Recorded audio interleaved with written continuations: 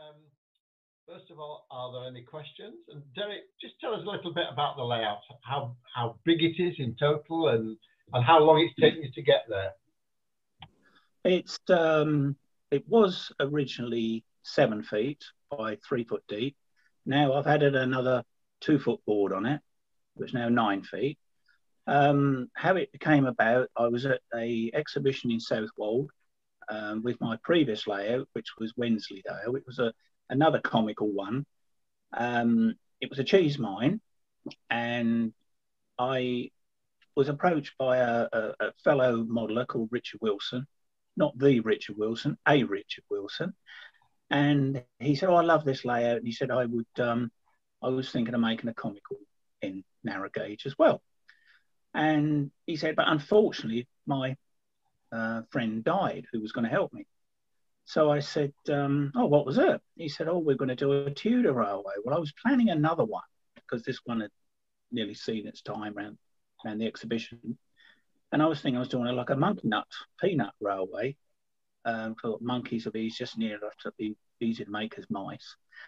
And I said, oh, I wish I'd have thought of that. I love making buildings. He said, well, do it. I said, I can't steal your idea. He said, do it. He said, I'd appreciate it. He said, I shall never do it. So that's how it came about. And then the mice, it was a decision whether to use mice or traditional people. And I was an exhibition, quite local, and someone said, you're the mouse man. And I thought, right, that's it. They've got to be mice. And they're so easy to make. Well, so easy. Time consuming, but cheap. And that's what I like. If everything's cheap, and if I can't buy it, I always make it. Yeah. And tell me, how do you animate these mice then? How do you make them work? Mainly with a little tiny motor. With a little tiny motor. That's it. I don't know. One of my wires have come off, as they do. Extremely small motors. I can see that.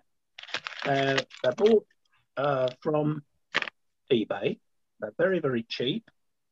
They start about £2 or £3, and various ways I use the motors, or I've got some other smaller motors, which I'll just, oh, there it is. These ones, they're very, very cheap and very slow moving. And I control the speed by a bridge, not bridge rectifier, a voltage regulator. It's variable, it's got a little tiny screw, and that acts as a speed control. But the motors themselves are quite tiny. That's only about 1 inch long. And I mount them in a piece of copper tube, which I squash and adapt. I'm no engineer. Those engineers screaming and cringing at my animations. the one with you've seen the video of the mice cutting the log. Yeah. That is how I do it. It's simply a metal plate here that slides backwards and forwards. The motor has a plate on it with a pin that's offset, which goes in a slot. And as obviously the slot, the pin goes around, it goes up and down. And I made the slot slightly wider than the pin. So when it gets to the top and push them one way, there's a slight hesitation before it gets to the other side, and it pushes the saw back, which they would have. It wouldn't literally go, it would have that slight hesitation. And there's obviously, that's how I bolted it through the layout. Very clever. Simple and very crude. Or another one I do is just simply a cam, which I've shown you here. The cam underneath the layout with a piece of wire coming down and bent up, and the cam goes round, and that has got quite a few uses. I mean, you can do a square, you can do different lengths, so you can have different lengths of movement. I've got another demonstration piece here, which I made for the exhibition. You can see it's just a wire going round. I'll show you that. See how it follows. I did do a Dalek once that randomly moved by the wire going up and being bent in all directions, that can cause the dialect to hesitate, go slightly back. Another one, same sort of. You can see it. Just move it to your left a bit, Derek. That's it. Lovely. That's it. See, and then you've got the same sort of idea. A pin running between two wires. I see. Yeah. This one in the middle is a bit more hesitant. Get the button. Oh, it is working. See, and that one makes the head or the arm go up and down, and that's the mechanism inside. I don't know if you can see it. The wire coming up the middle of the mouse onto a crank, and that moves. That's the simple. And once you've got that loop in the bottom, I put several holes in there so you can get different amounts of movement. You know, you can just adjust the movement. Inside the mice, I just have a crank. Lost. Yeah, yeah. Oh, here it is.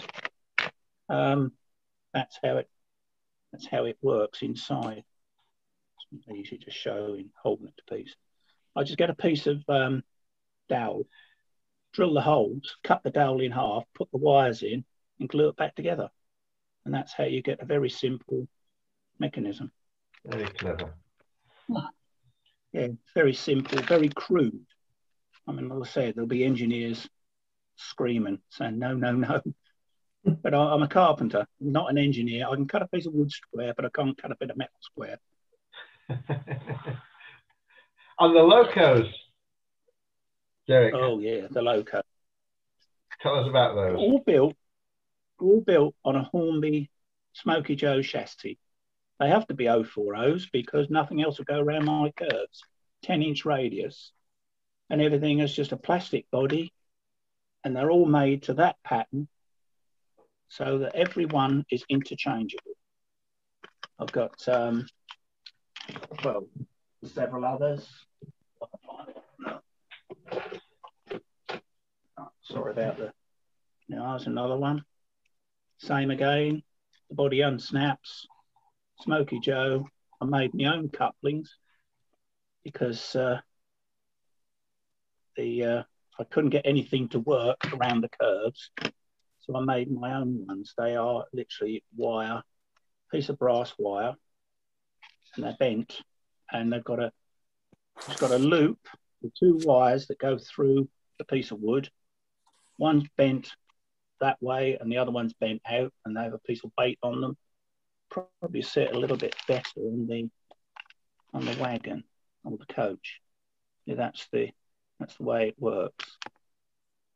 And on the other end is a Spratt and Winkle hook. Because originally I used to use Spratt and Winkle, and I just adapted them from that. And they've got the coaches are a wooden chassis, just simply a piece of oak, a couple of slots, slot it in, and then an aluminium plate put over them, and that holds them in. Plenty of Vaseline, the grease, get them working, and then start from that. No one's going to tell me it's wrong. Do you do all your own buildings as well? Yes, I do. And most of them are made from this stuff. It's Celotex. So I'm in the building trade. And they throw loads of this away. It's not quite so messy as polystyrene, but the dust is a bit horrible. So I cut everything, and that's super light. And when you're cutting them, because they're Tudor, you don't have to worry about cutting a square. They don't have to be straight. They don't have to be upright. And then I cover them with textured card, which is called hammered card. And then I have the coloured paper. I just get a sheet of ordinary paper and I colour it. And on the back, I put double-sided sellotape. And I cut the strips and then just stick them on. For the roofs, now that's quite a bit different. The roofs do take a while. the roof, I'll start off with a piece of what I call pastel paper. Get it from an art shop. You get a big sheet for about £2, usually about an A2 for £2. I use an orange, or you can use a brown. Don't use white. Maybe you do, don't use white. And you paint it whatever colour you want your roof tiles, but random colours. I use burnt umber, bit of orange, bit of black. Just streak it up, wash it down, rich strips, right? When you've got that, you cut them into little 5mm strips. Cut the whole sheet into little tiny strips in lengthwise. Then you get a piece of black. You mustn't use white. Another bit of black pastel paper. Stick double-sided sellotape to it. Then you painstakingly you stick all of the strips back onto there. Then, after about an hour, you cut these off into 6mm strips. We're talking O gauge here. Yeah. And you end up with a multicoloured strip, and then you stick those on with PVA. And like when you get to the eaves, like the station here, you end up with this effect. It's not easy to show you in this light, but like on the eaves here, when you come down, you knit all of these together as you glue them. So they're all nipped up tight, and you've got a nice solid end. You just cut them off with scissors. The ridge tiles, obviously being a carpenter joiner, I've made them myself. I machined them out of half round, and then I put a V joint underneath. You could use just angled pieces of cardboard, and I do actually cut them into individual lengths because you do get this variation in the up and downs. And this one's actually just cardboard, and of course that's real oak, by the way. All the lengths and things are all real oak. Amazing. Yeah, and that's the signalman, the station master.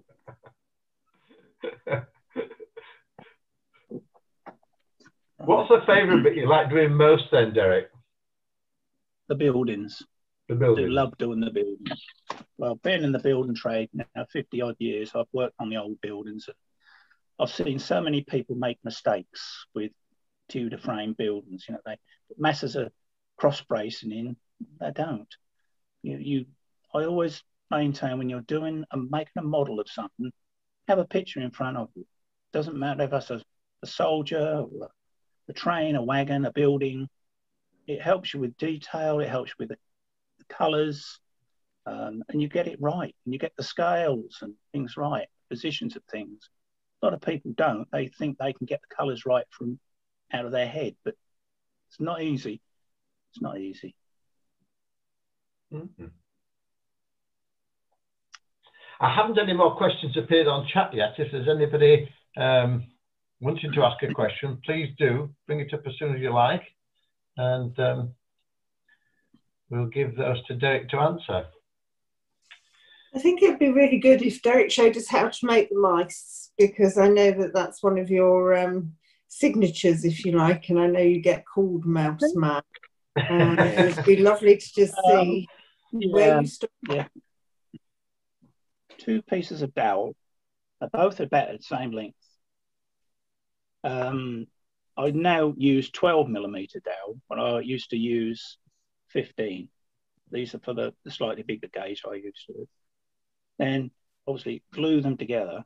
Well, first of all, I start off with the end, and I put the point on, then I cut it off, and very, very carefully I wet my fingers and I hold that against the sander. And the number of times I've lost the top of that nail because it's touched the sander, and that bit has gone flying across the workshop. And then I stick them together, and then the legs and arms are literally electrical cable, just scrap pieces of cable, copper wire, ordinary household electrical wire.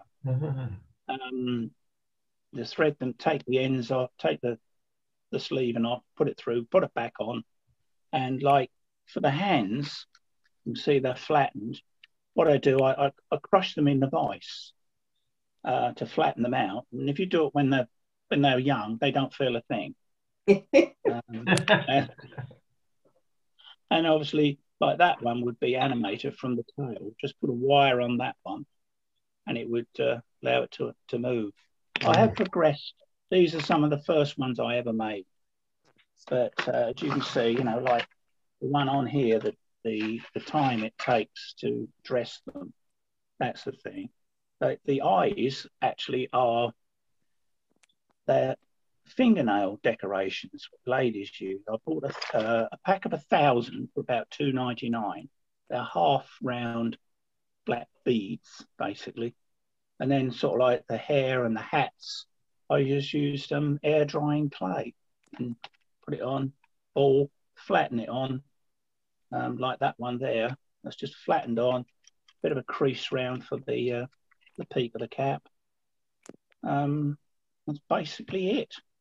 I mean, I have got some very ornate ones that I've done with long dresses and big sleeves that hang down like the Tudors used to. But most of them take a couple of hours each, but the very ornate ones, particularly when you animate them, I think they can take up to 10, 15 hours. But like I said, I made a working mouse Dalek about that high, and it was about 2 inches high, and it took me 18 hours to get it to animate as well. And I do a sort of a mass production of them. I start off with, 20 pieces of dowel, and I end up with 10 mice. And that's the only way to do them. I panicked when you gave me the invite to Kettering. I was scrapping like crazy to make mice all the time. I was actually dreaming about them.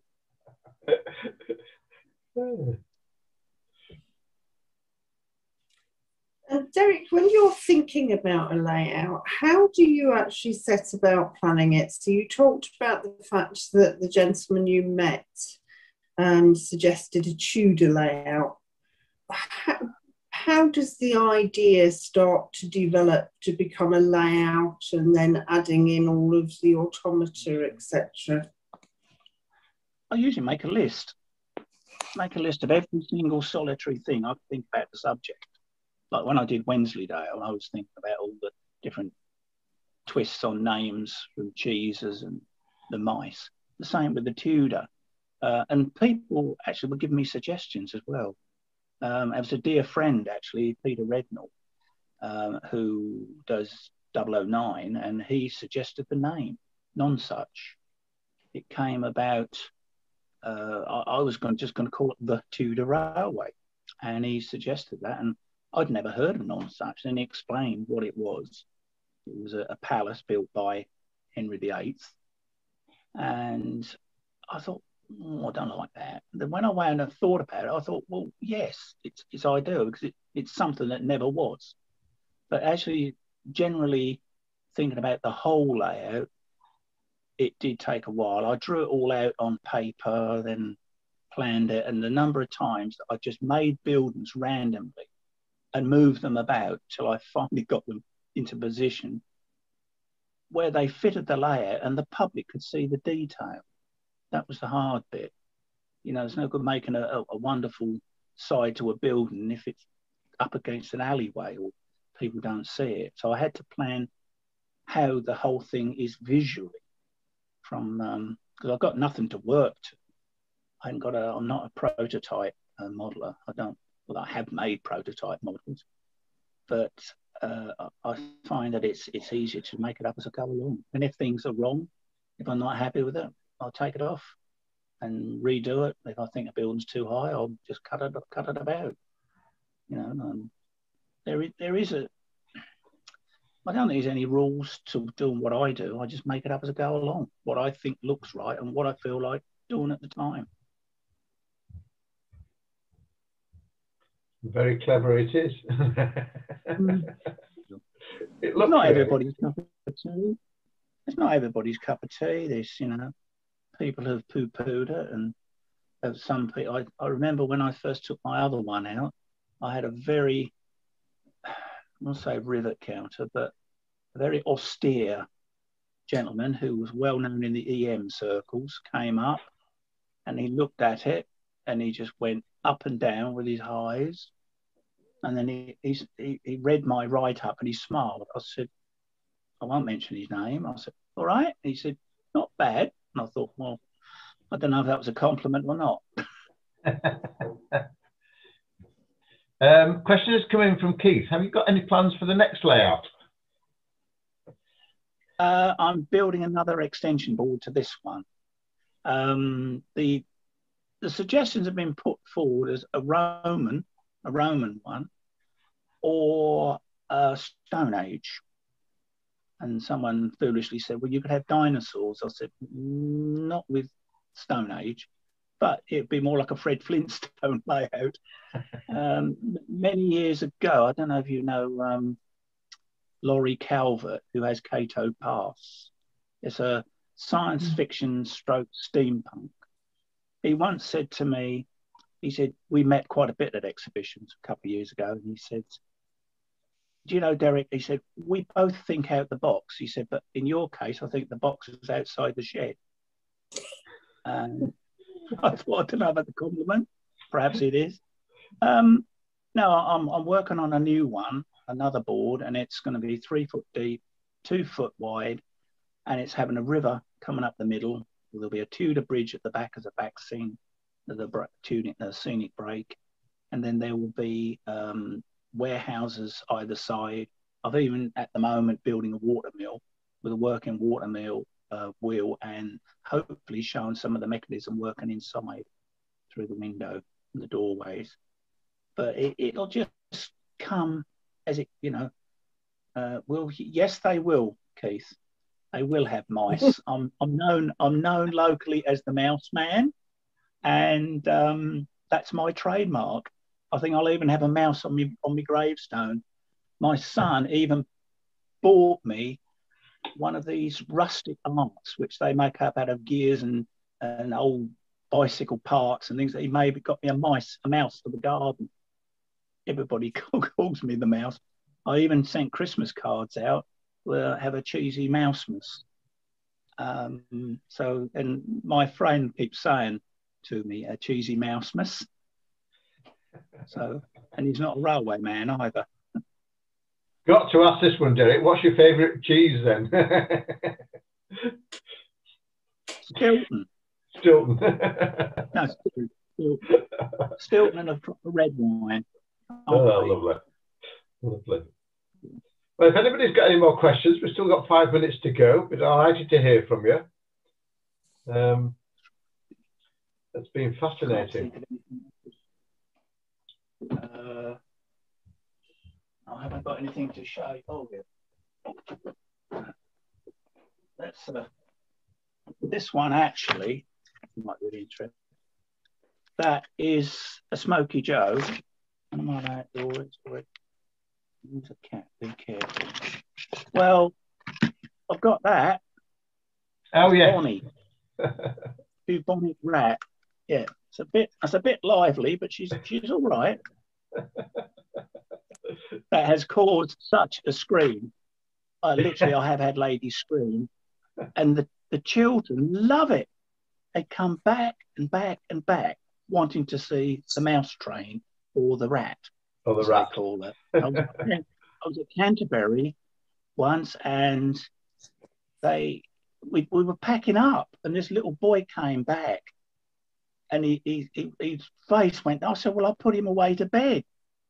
And I said, "Oh, all right then." And I got him out again, round again for them. They just love it, you know. So do the adults. Most of them think that's good. Excellent. Excellent. Excellent. I must say, I looked at the show this morning. It's brilliant. Quality is superb. You enjoyed it. Good. Good. Yes. Yes, I was showing you that one. That's actually on a Smoky Joe as well. And I've actually cut it really down, and I've used the coupling rods, if I can get it out without wrecking it. No, yes. I've released the coupling rods, and they actually do come up and go through some pistons. and the pistons are just made out of part of an old hinge. Move it to the left slightly, Derek. Correct. That's Yeah, it. That's The it. pistons actually go into here, which is part of a hinge, an old door hinge, which a cabinet hinge I've cut down. And I've just butchered the Smoky Joe's chassis and then took the coupling rods. Instead of going horizontal, they now go that way. And it's quite effective. That is, oh dear, I forget who it is. Duncan Models, maybe? I think that's Duncan Models. Yeah. Yeah, I think it is. And just make it up as I go along. It's a, yeah. Very clever. Thank you very much, Derek. Thank you. We've got 16 participants. Can I remind you all, before you leave the show today, please fill in your feedback form and tell us how much you enjoyed it, what you liked best, and what you thought was good. Can I thank Jackie for being my co-host today? And Derek, special thanks to you, because it's been absolutely brilliant and we've enjoyed it immensely. I have, anyway. And I'm sure when I get my grandchildren to watch it, they'll be looking for the rat as well and screaming. Matron will come in a minute and give me the medication. So I'm not supposed to be out on a Saturday. Lovely. Okay, thank you very much indeed all for joining today, and enjoy the rest of the show. And thank you especially to Derek. It's been wonderful. Thank you very much indeed. Bye now. Bye-bye. Derek, sorry I didn't recognise you, but you look younger every time I see you. Oh, your eyes are getting bad, Keith. That's your trouble. Take care. Bye, Keith. Bye all.